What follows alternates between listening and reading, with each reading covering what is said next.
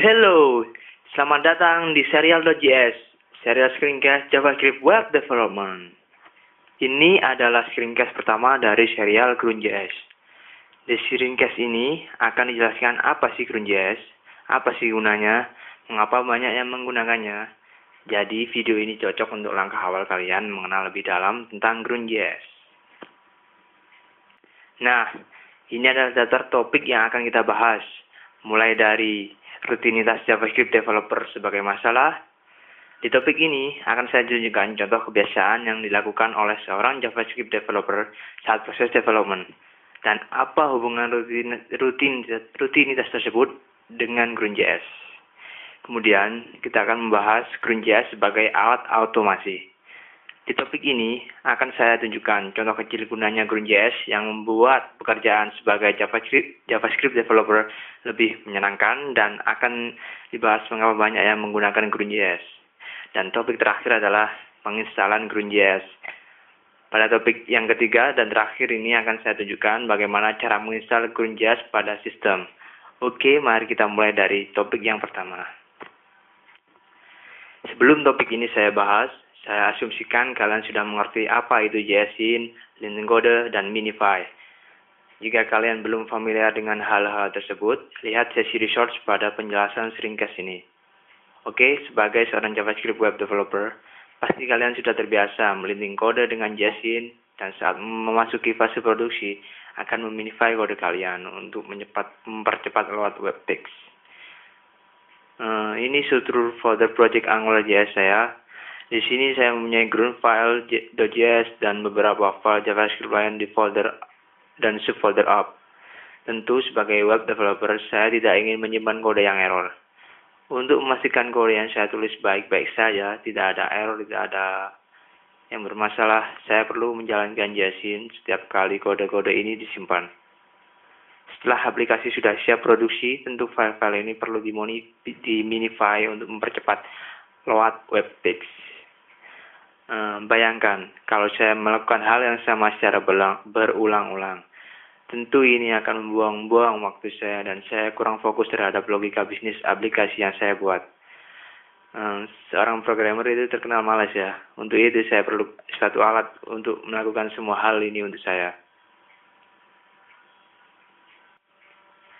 Nah, dari masalah yang sering dihadapi oleh JavaScript developer tersebut, muncullah Grun.js sebagai alat automasi.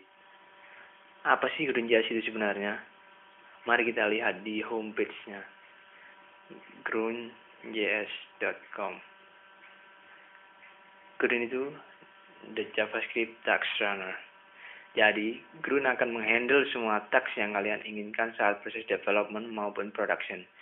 Yang dimaksud task di sini itu bisa linting kode dengan JSIN, compile preprocessor seperti Last, Sass, Stylus, Jet, Hammer, Handlebar. Task lainnya seperti minify, unit testing, menggabungkan file, mengcopy file, deploy ke server, dan masih banyak lagi yang bisa dilakukan oleh Grun. Yang perlu kalian garis bawahi di sini, Grun itu cuma didesain untuk menjalankan task, bukan untuk mengkonfigurasi task. Jadi kalian perlu suatu hal yang gunanya untuk mengkonfigurasi task kalian. Dalam Grun, hal seperti ini disebut plugin. Masing-masing plugin mempunyai fungsi khusus, dan ini adalah tempat mencari plugin task yang kalian perlukan. Misalnya, saya perlu JSIN untuk memvalidasi kode. Saya tinggal cari dengan kata kunci JSIN. Search JSIN. Kemudian enter. Nah, ini plugin yang gunanya mengkonfigurasi task JSIN. Oke, sekarang kenapa sih kita harus menggunakan Grun.js? Yang pertama, big project ya. Yang pertama adalah ketika kalian mengerjakan project besar, Grun akan sangat bermanfaat, mempermudah pekerjaan kalian. Hidup kalian akan terasa lebih indah. Big community, huge community. Nomor 2, komunitas Grun sangat besar. Buktinya, open source terpopuler seperti Bootstrap, jQuery, AngularJS, dan masih banyak lagi selalu menggunakan Grun.js. Jadi, Grun.js menjadi hal wajib bagi kalian yang ingin berkontribusi di open source. Karena komunitas GroundJS sangat besar, semua tags yang kita butuhkan pasti sudah ada yang buat. Nah, jadi kita tinggal menggunakan atau malah mengembangkannya jika plugin tersebut belum sesuai keinginan kita. Bagaimana? Tertarik menggunakan GroundJS? Kita masuk ke dalam proses instalasi. Proses instalasi sangatlah mudah. Kebutuhan minimum untuk menggunakan GroundJS di sistem kalian harus terinstall Node.js dan npm. Jika kebutuhan minimum sudah terpenuhi, install Ground Command Line Interface dengan perintah pada terminal npm install ground-cli-g.